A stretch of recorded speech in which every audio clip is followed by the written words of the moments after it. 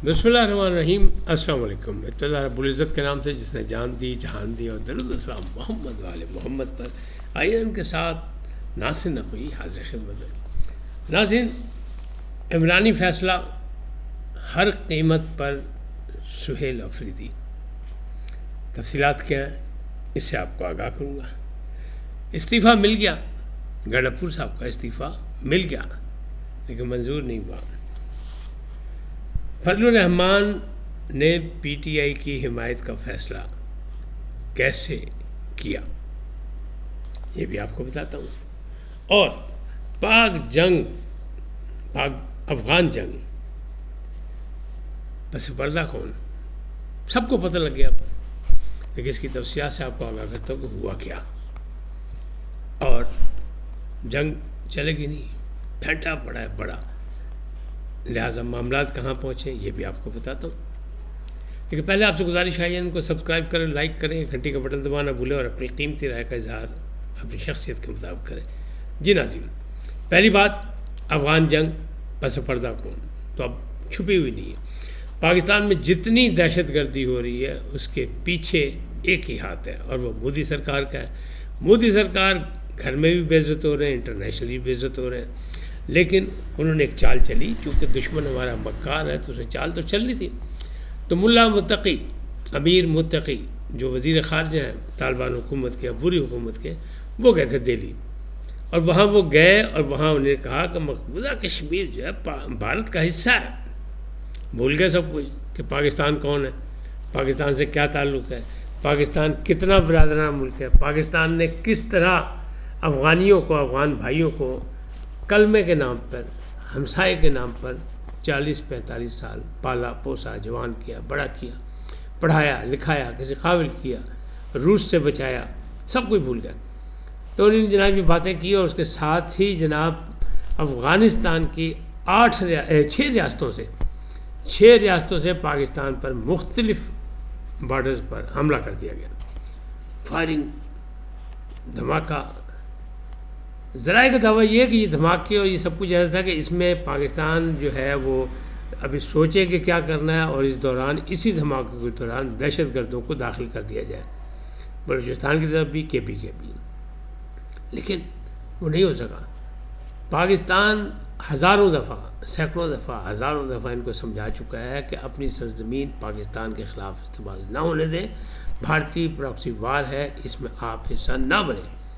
लेकिन जनाब तालिबान ने तो पाकिस्तान से भी कहा था, पाकिस्तान से मुज़ाकरात हुए थे, और रशिया में जो मुज़ाकरात हुए मॉस्को में, उसमें भी नहीं ये कहा था कि जनाब बस ठीक है, नहीं होगा, आइंदा नहीं होगा, पाकिस्तान बरादर मुल्क का और जनाब सारे मामला। लेकिन अमल दरामद नहीं हुआ। क्यों? वो हुकूमत जो है तालिबान की, वो पैसे मांगती थी कि इतना पैसा दो तो हम बॉर्डर से इनको पीछे हटा देते, यानी ब्लैकमेल होता है। पाकिस्तान ने वो घास नहीं डाली। अब पैसा उन्हें मिल गया, भारत से पसे पर्दा आ गया। भारत, क्योंकि भारत की जितनी इन्वेस्टमेंट थी ये अशरफ गनी के दौर में या हामिद करज़ई के दौर में अफ़गानिस्तान में पाकिस्तान के ख़िलाफ़ मुखालफत में, जिस तरह वहाँ कैंप बनाए गए थे, तरबियती कैंप किए थे, वो सब ज़ाया हो रही थी। लिहाजा भारत ने कहा अपनी सुबकी को मिटाने के लिए पाकिस्तान के लिए एक नया मसला पैदा किया जाए, और उन्होंने जनाब यकीनन माल भी लाया होना और चीज़ें भी दी होंगी। रडार दिए तो रडार चलाएगा कौन? रडार तो आपसे नहीं चले, भारत जिनके पास था, जो 20 लाख की फ़ौज है, वो नहीं पाकिस्तान का मुकाबला कर सकी। तो अफ़गानिस्तान जहाँ फ़ौज नाम की चीज़ ही कोई नहीं, सिर्फ मुजाहिदीन है, तो वो कैसे मुकाबला करेंगे पाकिस्तान का? और वही हुआ कि जैसे ही पाकिस्तान ने जवाबी कार्रवाई की तो 20 से 25 चौकियाँ छोड़ के वो भाग गए, लाशें भी नहीं उठाई उन्होंने और दौड़ लगा दी। और बाद में उनका पैगाम आ गया कि जनाब बस हमने अपनी फ़ौजें वापस बुलानी, कुछ नहीं है।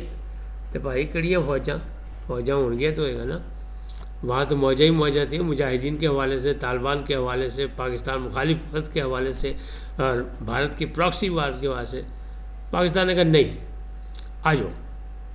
हालांकि पाकिस्तान ने जारहाना अंदाज बिल्कुल नहीं अपनाया। अगर जारहाना अंदाज अपनाते, यहाँ से इनके मिज़ाइल चलते, यहाँ से इनकी फ़ज़ाइया जाती, तो काम मुक जाना सी।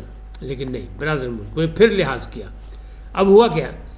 अब बीच में आ गया सऊदी अरब, बीच में आ गया कतर, क्योंकि वो पाकिस्तान को आजमा बैठे हैं बुरे वक्त में, और पाकिस्तान का मुआहदा भी हुआ सऊदी अरब से। तो वो पहुँच गया, उन्होंने कहा जनाब बंदे से पुत्र पड़ जाओ, नहीं तो ताड़ी वो होएगी کہ تانوں بھارت بھی نہیں بچا سکے گا کیونکہ اس کے ساتھ خود پہلے بڑی ہو گئی ہے. تو اب ہو جائے گا سیز فائر، سب کچھ ہو جائے گا، لیکن پاکستان تیار ہے کہ آؤ جو پھر کیڑا کیڑا کون کون ہے سامنے آ جائے.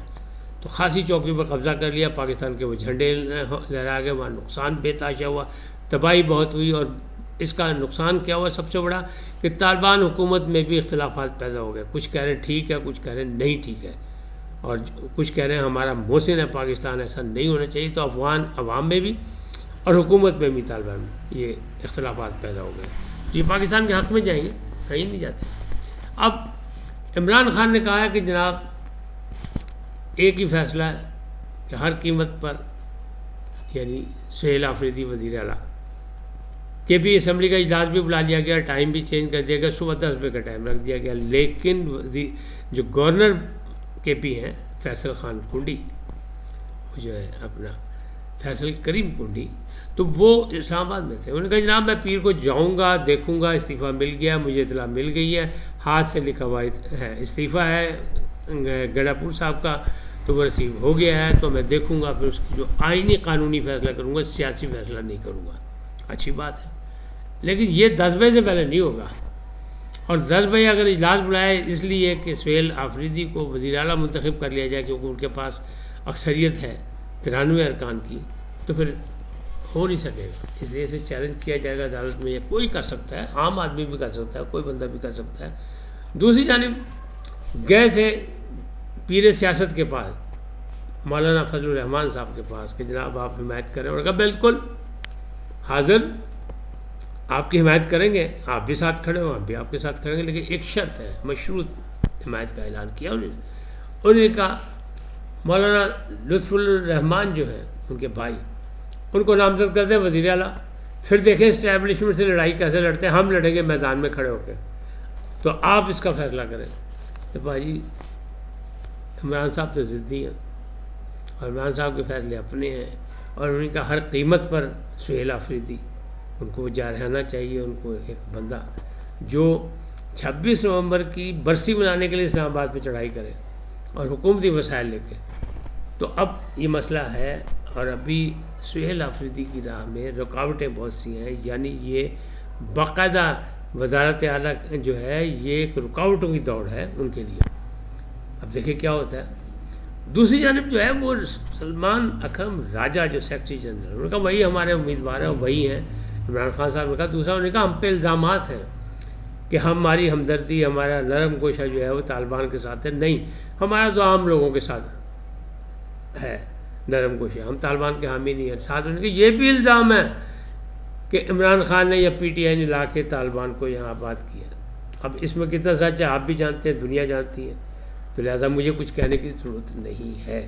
چیزیں یہ ساری ثابت ہو چکی ہیں کہ ایسا نہیں ہے، باقاعدہ ان کے دور میں لایا گیا. اور یہاں بھی ایک اطلاع ہے کہ جنرل باجوہ کہتے ہیں کہ میرے پہ الزام لگایا تھا کہ مجھ سے پوچھ کے یہ کیا، تو انہوں نے مجھ سے پوچھ کے نہیں کیا. تو کس نے کیا؟ دواخانہ فیض عالم سے یہ چٹ ملی، دوائی کی پرچی ملی، اور انہوں نے یہ کر دیا. یعنی فیض حمید صاحب اس میں شامل تھے. بہرحال حالات جو ہیں وہ سامنے ہیں. افغانستان سے انگیج کر کے ہمیں ایسا کر رہا تھا بھارت کے جیسے ہمیں کوئی نقصان ہو جائے گا، کوئی مصیبت پڑ جائے گی، ہم پریشان ہو جائے گا. ہم تو ویسے ہی حالت جنگ میں ہیں، اور آج سے نہیں ہے، برسوں سے ہم نے پالا پوسا بھی ہے افغان بھائیوں کو، اسلام کے نام پہ، کلمے کے نام پہ، برادری کے نام پہ، بھائیوں کے نام پہ. ادھر سے ادھر رشتہ داری ہے، ادھر سے ادھر رشتہ داری ہے، زبان ایک ہے، پھر کاروبار ہے، سب کچھ کیا. لیکن اس کے باوجود مسلم کشی کا مظاہرہ کیا گیا. اس مسلم کشی پہ تو سپاہ سالار سیدھے ہو گئے. اور آسم منیر صاحب نے کہا لو جی پھر تسی بھی آ جاؤ، تاڑے وڈے نال تو نبڑ لیا پہلے، وہ تاڑی واری ہے تو کر لیتے ہیں. ان سے بھی تو ہاتھ کر لیا، اور اب وہ کہہ رہے ہیں کہ نہیں جی نہیں، ہم نے فوجیں واپس بلا دی. بس جی بس ہوگی، بہت ہوگی. اب ہمیں دھمکی دی جا رہی تھی کہ روس اور امریکہ کو ہم نے دوڑا دیا، تسی کون ہو؟ تو بھائی جان حقائق یہ نہیں، حقائق یہ ہیں کہ روس کو دوڑایا تو پاکستان ساتھ تھا، امریکہ سے لڑائی لڑی تو پاکستان آپ کا ہی حمایتی تھا، جانے دو غصہ، افغانیوں کا حمایتی تھا کہ ایسا نہیں ہونا چاہیے. تو باتیں نہ کریں. آپ کے پاس تو فوج نام کی چیز ہی کوئی نہیں ہے. مجاہدین ہیں، انہیں گوریلا جنگ لڑی ہے 40 سال، لیکن ان سے لڑی جو اندر قبضہ کرنا چاہتے تھے. ہم سے نہیں لڑتے، ہم قبضہ نہیں کرنا چاہتے، ہم کسی کی آزادی کو چھیننا نہیں چاہتے، لیکن ہم کسی کے جو غیر قانونی حرکت ہے اس پہ بھی خاموش اب نہیں رہیں گے. جیسا کہ کہا گیا ہے کہ دہشت گردوں کو بھی اور ان کے سہولت کاروں کو بھی جہنم حاصل کیا جائے گا اور چھوڑا نہیں جائے گا. معافی کی کوئی گنجائش نہیں. تو بھائی کم پہ گیا نشتہ پہ. پختون یہی جانتے ہیں نشتہ. تو بس وہ یہ سوچ لیں کہ یہ کام ہے دونوں جانب سے, سرحد پار سے بھی یعنی افغانستان سے بھی دیکھ لیں کہ ایسا کوئی گنجائش نہیں, چاہے وہ چمن بارڈر ہو, بلوچستان کا علاقہ ہو یا یہاں کا ہو, کوئی معافی نہیں ہے. پاکستان نے مفتی چوکی پہ قبضہ کیا. جب تک انسان نہیں بنیں گے, جب تک صلح سمجھوتہ نہیں ہوگا, بھارت انہیں چھڑانا نہیں آئے گا. تازہ انہوں نے معاہدہ کیا تم پر حملہ ہم پر حملہ, پاکستان کے اس میں سعودی عرب والے معاہدے کے اس میں کیا نقل میں, لیکن جناب حالی کرتے آیا نہیں. 24 گھنٹے تو زیادہ گزر چکے ہیں. تو معاملات یہی ہے کہ بس وہ پشت پڑھائی کر سکتا ہے, وہ تخریبی کاموں کو ہوا دے سکتا ہے, پراکسی والا لڑ سکتا ہے, باقی کچھ نہیں. اس وجہ تک اتنی فلم لیں گے نئے موضوع کے ساتھ. جاتے جاتے آپ سے درخواست آئی ہے ان کو سبسکرائب کریں, لائک کریں, گھنٹی کا بٹن دبانا بھولیں اور اپنی قیمتی رائے کا اظہار اپنی شخصیت کے مطابق کریں. سدا سلامت رہیں. لیکن پہلے پاکستان زندہ باد, پاک افواج پائندہ باد, سدا سلامت رہیں. اللہ نگہبان.